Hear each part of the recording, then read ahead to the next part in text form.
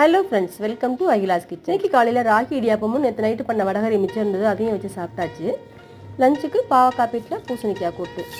இந்த கிளைமேட்லேயும் முளைக்கட்டை வைக்கிற முதல் நானாக தான் இருப்பேன்னு நினைக்கிறேன். ஸ்நாக்ஸுக்கு 1 பங்கு ஜீனி 2 ஏலக்காய் விதையை பொடி பண்ணி வச்சுட்டு கூடவே 2.5 பங்கு பொட்டுக்கடலையும் பொடி பண்ணி வச்சுக்கலாம்.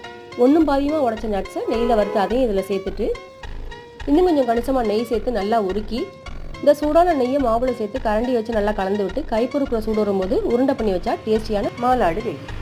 வடிவேல ஒரு ஜோக்கில் என்ன இருக்குன்னு சொல்கிற மாதிரி என் பசங்க சாயந்தரம் வந்த உடனே பசிக்கிட்டு சாப்பிட்றதுக்கு என்ன இருக்குன்னு தான் வருவாங்க.